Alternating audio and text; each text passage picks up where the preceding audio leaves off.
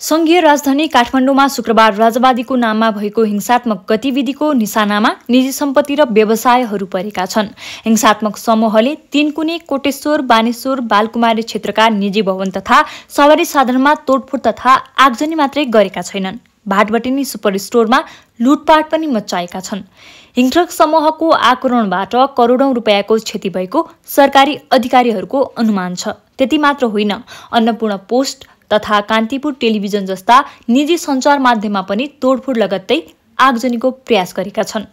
दुर्गा परसाई, धवल शमशेर राणा तथा रविन्द्र मिश्र जस्ता राजावादीहरूको नेतृत्वमा कोटेश्वर तीनकुने क्षेत्रमा जम्मा भएको हिंसात्मक समूहले सबैभन्दा पहिले तीनकुनेमा रहेको मार्बल हाउसमा तोडफोडबाट आफ्नो अराजक गतिविधि सुरु गरेको थियो। उनीहरूले त्यो भवनमा आगजनी मात्रै गरेनन्, तीनकुने क्षेत्रका अन्य भवनमा पनि अन्धाधुन्ध तोडफोड गरे। त्यस लगत्तै राजावादीहरूले केही पर रहेको अन्नपूर्ण मिडियाको कार्यालय रहेको कर्पोरेट टावरमा तोडफोड गरेका थिए। उक्त भवनमा उनीहरूले आगजनी प्रयास गरे पनि प्रहरीले नियन्त्रणमा लिएको थियो। त्यससँगै उनीहरूले तीनकुनेमै रहेको कान्तिपुर टेलिभिजनमा समेत तोडफोड गरेका थिए। त्यसको केही समयपछि बाटोमा भेटिएका निजी सवारी साधनमा उनीहरूले तोडफोड र आगजनी गरेका थिए। त्यहाँबाट निस्केको भिडले फेरि बालकुमारी पुल नजिकै रहेको भाटबटेनी सुपर स्टोरको कोटेश्वर शाखामा तोडफोड र लुटपाट गरेको थियो।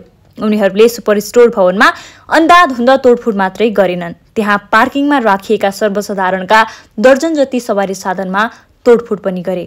साथै सुपर स्टोरभित्र सयौंको संख्यामा हिंसात्मक समूह प्रवेश गरेर लुटपाट मच्चाएको थियो। शुक्रबार साँझसम्म विध्वंसकारी राजावादी समूहले तीनकुने, कोटेश्वर, बालकुमारी, नरेफाट लगायत क्षेत्रमा सयौं सवारी साधनमा आगजनी गरिसकेका छन्। त्यस्तै जडीबुटीमा रहेको जडीबुटी उत्पादन तथा प्रशोधन कम्पनीमा समेत आगजनी गरी ध्वस्त बनाएका छन्। प्रदर्शनकै कारण 2 जनाले ज्यान समेत गुमाएका छन्।